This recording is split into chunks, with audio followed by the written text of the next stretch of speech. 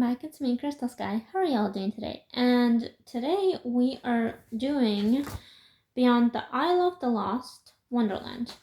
So last time, we did page 51 to page 60. Today we are doing page 61 to page 70. Now, if you have this book, you're free to follow along, or you're free to just listen and enjoy this gaming. So let's begin. Twee and Dora dissolved into little fits of snickers. Hardly, Dora said. It's a spoon, always a spoon. Red sighed long and hard, not trying to hide her expiration. She thought of Chester and Ace, probably off in the woods somewhere, wondering where she was. I know you're trying to help, and I know that there's a certain way to do these things, but I didn't see how many of these matter. Though the place settings were for show, there was real tea in the fine china cups and a pot steaming in the middle of the table. Twee puckled a cup of sugar from the sugar bowl and stirred a little cream into her tea. Tell me, Red, she sipped from the cup. You're being groomed as leader. That part is a given. But do you want to be respected as a leader? Well, Red nicked her brows. What if I don't want to be a leader at all? Dora rolled her eyes, somehow managing to make it look dainty. That's not an option. Why not? Said Red. Your mother decreed it, Dora sniffed. Her words is law. You're going to be a leader, Twee repeated. Do you want to be respected or mocked? Never taken seriously? Respected, I guess, Red said slowly. Twee and Dora exchanged a look. Then Twee continued, for better or worse, Wonderland is built on perfection, discipline. If you want to be respected, you have to adhere to whatever customs are most important to Wonderland. Perfection. People will be watching, Dora added.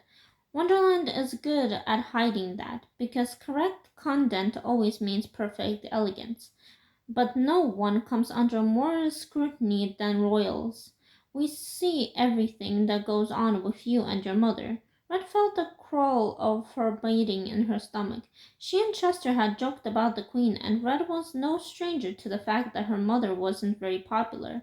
But Queen Dora hinted that even the advisers and ladies of the Queen of Hearts' courts, whom Red had thought were the closest thing her mother had to friends, disliked their rules, dislike her very much, perhaps.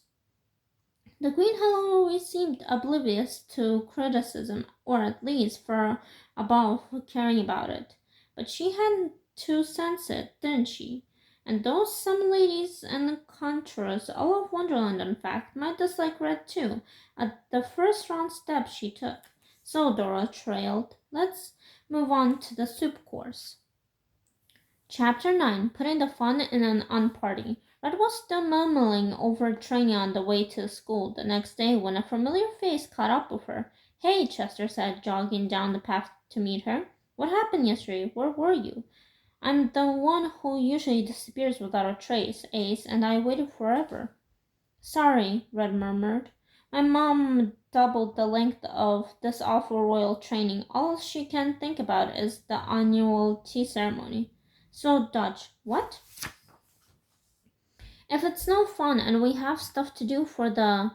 She looked around and then whispered, Party. Ditch your training tonight. I don't know. Dora and Twee's lessons yesterday about being correct and flawless in order to win respect was still fresh in Red's mind. She had lain awoke during the night just thinking. She would always chaffed against her mother's edicts and was ready to do more to show the Queen she didn't rule over Red. And she didn't want to have the kingdom's eyes on her, but if she had to, she wanted to be respected better than her mother. Would that take even more perfection? Red wasn't sure she had it in her. She told herself she didn't care about what the other Wonderland kids thought, but what if she and Chester and Ace were wrong about them? Maybe they didn't really want to rebel and would reject her when she showed them how she truly felt, along with all the courtiers and nobility who apparently already hated the Queen. then she would never be respected. It was a lot. Chester grinned his signature grin and shook his head at her. Wow, I thought you would crawled you when you climbed down the ivy, but it sounds like you still need my help. Red sighed. It feels more compliant now somehow. Hey, Chester stopped walking. All this training stuff, these lessons, these tea ceremonies, isn't that exactly what you're rebelling against? You're starting to sound like any old Wonderland high kid. Red held her book bag closer. He was right. Tweet Dora had made her feel, well, bad. Red had always seen her mother as the primary authority of Wonderland, but yesterday's training had showed her that Wonderland itself had lived with the standard of perfection for so long that it severely judged anyone who wouldn't maintain them. The people of the court might criticize the Queen of Hearts, but in their own simple ways they were just as bad as her, and they upheld everything she stood for. Red was always a rebel, but at Chester's words she realized she wanted to take it to the next level and really show them all the stuffy courts, the snot noblemen, the idea that you would be disgraced just by the way you used your dinner silverware, that it was no way to live. Besides, on the night she stole away to the kitchen, she would have had a taste of sugar, and unlike her mother, had warned it was good, delicious even. You're right, Liv. Red lifted her chin. I'll do it. Course I am. Chester's smile was mingled. He winked. No, you wouldn't want to let Ace down. I don't know what you're talking about, Red sniffed, strutting ahead of him to school. After class, Red went with Chester to meet Ace in the Royal Woods, instead of continuing down the path to the castle, seeing towers from afar, and knowing she was supposed to be inside, give her the same thrill she would have felt. Climbing down the ivy, a little bad and a lot of fun. Ace met them at the edge of the trail and led them off-road deeper into the woods. There were leaves and bits of twigs in his curly hair. I think I have found the perfect spot, he said, pulling back the branches of thorns and a certain curtain of ivy. On the other side was a clearing of grass and moss, ringed by snuggled tantum trees and willows. A few silky doves slithered into the underbush. As the three of them stepped into the opening, the space was wide enough for a large gathering, but thickly shrouded. It's perfect, the Red said. Nice find, Chester agreed. Ace smiled proudly. They all stood for a moment, hands up on hips, and surveyed the area. After a few seconds, Chester cleared his throat. Ace kicked at the grass, and Red said what they were all thinking. So, do any of us know how to throw a party? Well, we were talking about how they have nachos in Oregon, Ace said uncertainly. Maybe. We'll bring some nachos if you guys know what they are. Some kind of chips and cheese. And jelly donuts or chocolates covered strawberries, Chester asked. Oof, it's going to be hard to get sugar treats, Red reminded him. Okay, then maybe pizzas?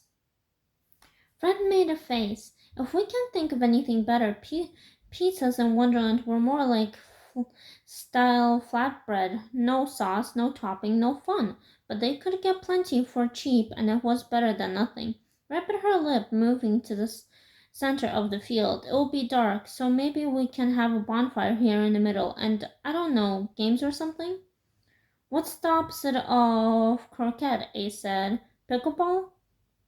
Have a few rackets, Chester shrugged. We'll need invitations and drinks too, I guess. Red listened. Little details rushed at her that they would never thought of before. Plates for the pizzas, cups for the drinks, tables to put everything on. Where would they sit? Would a fire be bright enough for the whole clearing?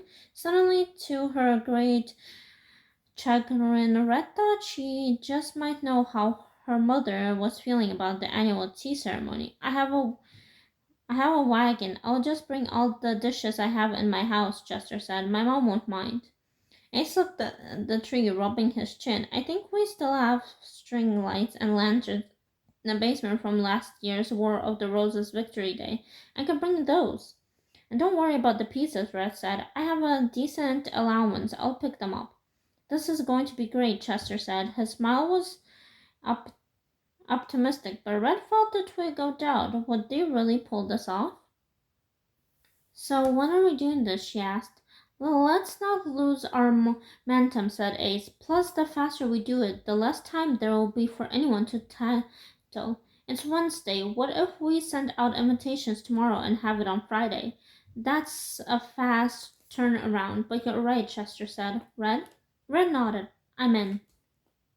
But Red's concerns haven't disappeared by the time she reached the edge of the hedge maze gate. She planned to stay up all night making her third of the invitation, which would have to be discreet and incensing. Even if they did manage to get people to come, how could they know no one would snitch on them? What if nobody showed up at all? She was still lost in thought when she heard voices coming toward her in the maze. Twee and Dora. They were the last people Red wanted to see. Hurriedly, she ducked down a dead-end path to the right of the main trail and waited. Never been so insulted, Dora was saying. Just sitting there looking like fools with our pearls indoors, waiting for someone who isn't coming. She doesn't stand a chance, Twee's voice followed. She says she doesn't even want this. What kind of mind game is she playing with us? What wouldn't I give to be the Princess of Wonderland? Anyone would love to be in her place, and she's going to throw it all away? Red bit her lip. There was a pause, and then Dora sniffed. You know, there's something off about her. It's not like I would expect someone raised by the Queen of Hearts to be normal, but she doesn't have the discipline that a Wonderland kid should have, a desire to please. She's an odd duck, Twee agreed, and she's up to something. Ugh, my heels are killing me in this muddy and endless maze. The road is just up the way, and I'm hailing carriage first thing. I don't care what father says about my spending habits. The voice trailed off, and Red took a deep breath. She hadn't thought of an excuse for missing royal training, but it sounded like she was going to need to. Quick. Red slipped back into the castle, keeping a sharp eye out for her mother or any of the quarters. She snagged through the guard hall and had one foot on the stairs when a voice came bellowing from behind her. Red! Red winced and turned slowly. The Queen of Hearts had somehow materialized in the great hall, standing next to the incurous redwood dining table with her hands on her hips. Hi, Mom. Red made her best attempt at a smile. Don't you hi, Mom, me, the Queen, cocked a well-groomed brow above her signature scarlet eyeshadow. Where were you today? I'm really sorry. I had, a project I needed to work on, and I completely lost track of time. What kind of project? A group project, something for Maddox's class. It wasn't the furthest thing from the truth. Red had a feeling Maddox would heartily approve of their throwing a party. And the whole thing had started when Red and Chester were working on his assignment. Oh, well, in that case, said the Queen of Hearts, carry on. The Queen had always had a soft spot for the son of the Mad Hatter. Either way, Red said quickly, trying to calm her down, I'll be at the royal training right on time tomorrow. That's the spirit, said the Queen. Really? I should punish you, but there's just no time, darling. You have no idea what I'm dealing with, and as usual, you're not making it any easier. The pastry chef is being a beast about having savory tarts instead of sweet ones, and the flavorless, they said. They would only have white roses because we used all the red for the last party, only white. They know I have a thing about that, she growled in frustration. Well, alright, guys, that's everything for today. That was page 61 to page 70. I hope you guys enjoyed, and like I said, if you in the beginning of the video, if you have the book Beyond the Isle of the Lost Wonderland, you can always feel free to keep along with me, or you can just enjoy listening to this story. Have a good day, guys. Until next time.